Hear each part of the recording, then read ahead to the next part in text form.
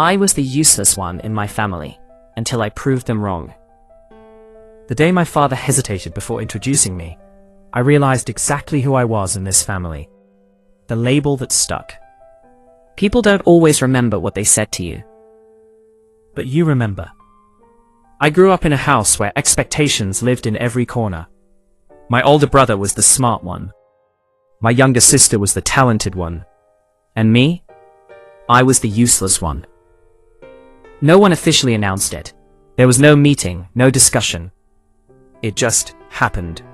Slowly, quietly, like dust settling on furniture. Why can't you be like your brother? Look at your sister, at least she tries. You never finish anything. Those sentences became the background noise of my childhood. At first, I argued. I defended myself. I tried to prove them wrong. But when every attempt is met with disappointment, something inside you starts to shrink. You begin to believe that maybe they're right. Maybe I really was useless. School wasn't any better. I wasn't the worst student, but I wasn't the best either. I hovered in that invisible middle zone where teachers barely noticed you. The toppers got praise, the failing students got attention, and people like me, we just existed. I remember one day in class, our teacher asked a question. I knew the answer. My hand slowly went up, half confident, half afraid. She looked at me, and then chose someone else. That small moment shouldn't have mattered, but it did, because it confirmed what I already felt. I wasn't someone people expected anything from. At home, things followed the same pattern. My brother got new books, special coaching, and constant encouragement. My sister got dance classes, art supplies, and applause. I got advice. Focus. Try harder. Stop wasting time. It wasn't that my family didn't care about me. They did, in their own way. But care without belief feels empty. No one believed I could become anything. And after a while, I stopped believing it too. I started avoiding things that required effort. Why try if you're going to fail anyway? Why start something if people already expect you to quit? So I stayed in my comfort zone. I did the bare minimum, just enough to avoid trouble, not enough to stand out. And then one day, something happened that changed everything. It was a family gathering. Relatives filled the house, laughter echoed through the rooms, and the usual comparisons began. "Your son must be doing great in studies," one uncle said to my father. My father smiled proudly.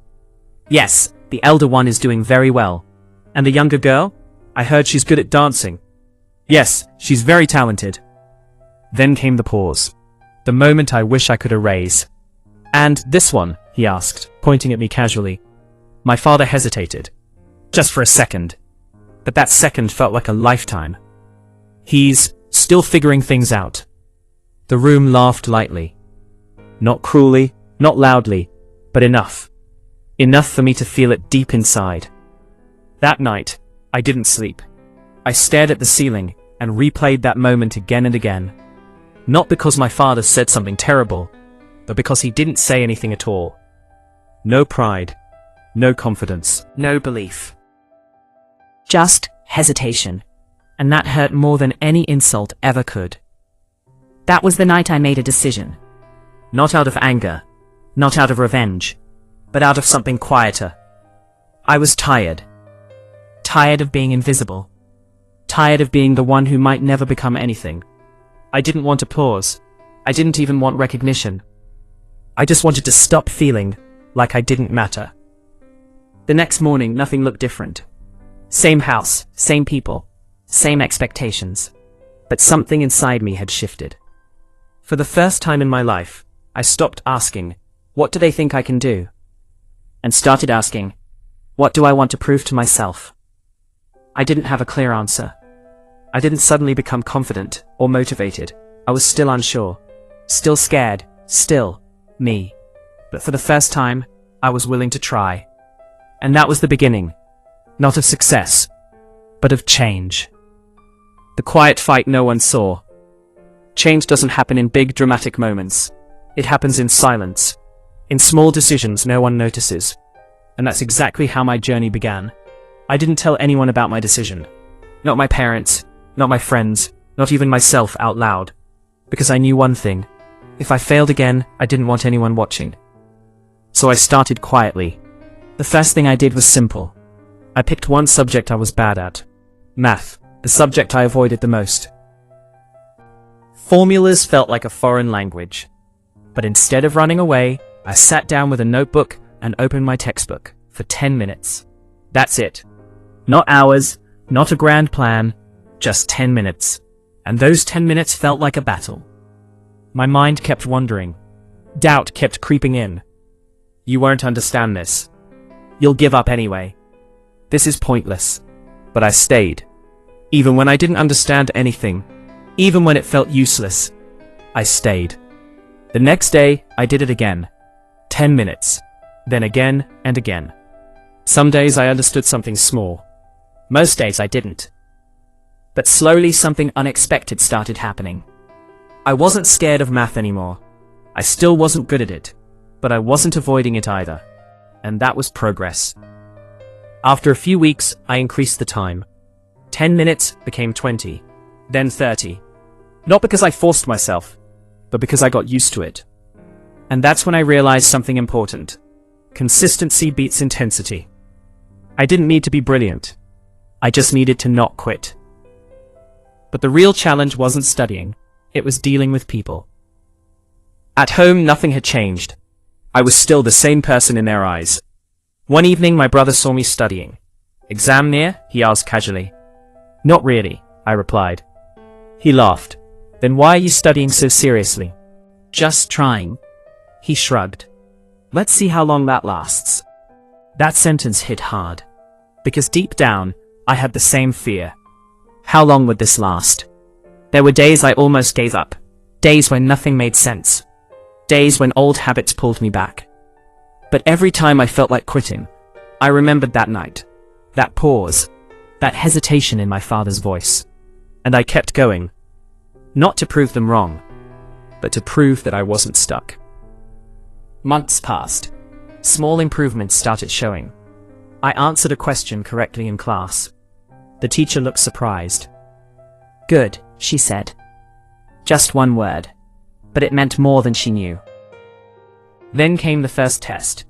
I wasn't expecting anything big. I just wanted to see if my effort mattered. When the results came, I stared at my paper in disbelief. I hadn't topped the class. I hadn't even come close.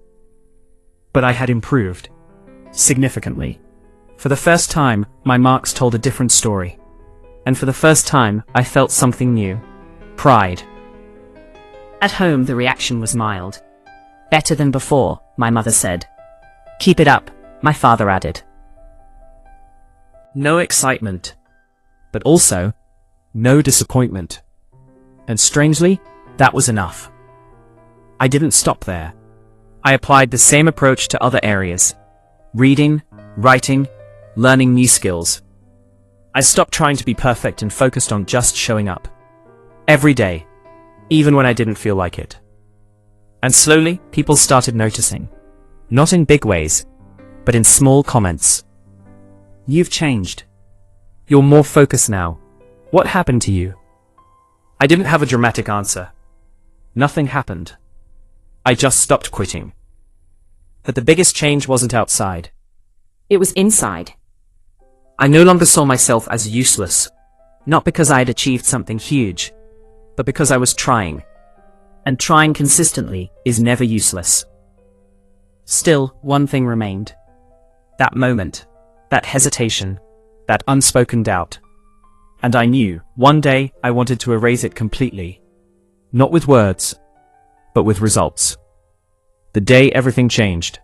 Success doesn't announce itself. It arrives quietly. And then suddenly, everything looks different. It was the final year of school. The year everyone takes seriously. The year that defines your future. At least that's what people say. This time I wasn't scared. Not because I was confident of topping the exams, but because I knew something I didn't know before. My routine was simple. Study a little every day. Revise regularly. Stay consistent. No shortcuts, no last-minute panic. Just steady effort. There were still tough days. Days when I felt stuck. Days when I doubted myself. But those days didn't stop me anymore. They just slowed me down. And slowing down is not the same as stopping. The exams came and went. No drama. No miracles. Just honest effort. Then came the results. The day everyone waits for. The day that decides everything. I still remember standing in front of the notice board, my hands slightly shaking, my heart racing. I wasn't expecting perfection. I just wanted proof. Proofs that I wasn't who I used to be. And then I saw it. My name. Not at the bottom. Not in the middle. At the top. For a moment I thought it was a mistake. I checked again. And again. But it was real. I had topped. The noise around me faded. People were talking, congratulating, reacting, but I couldn't hear anything. Because in that moment, I wasn't thinking about others. I was thinking about that version of me. The one who sat with a math book for 10 minutes. The one who almost gave up. The one who believed he was useless. And I smiled. At home, the reaction was completely different this time. Shock, disbelief, then pride. Real pride. My father looked at my result sheet for a long time. Then he looked at me. No hesitation this time. "No one told me you were capable of this," he said softly. I replied, "I didn't know either." That evening, relatives called. The same ones who once asked, and this one. Now they had new questions. How did you do it? What changed? What's your secret? I didn't have a fancy answer. No motivational speech. No dramatic story. I just said this. I stopped believing I was useless. Because that was the truth. Nothing magical happened. No one came to save me. I didn't suddenly become a genius. I just showed up. Every day, even when it was hard. Even when no one believed in me. And that made all the difference. Today, when I look back, I don't feel anger. Not towards my family. Not towards anyone. Because they didn't define me. I did. Eventually. Being called useless didn't break me. Believing it almost did. If there's one thing I've learned, it's this. People will label you. Sometimes unfairly. Sometimes carelessly. But those labels only stick if you accept them. You don't need to prove anything to the world. You don't need a dramatic comeback. You don't need instant success. You just need to start. Small. Quiet. Consistent. Because one day, without warning, you'll look at your life and realize you were never useless. You were just underestimated.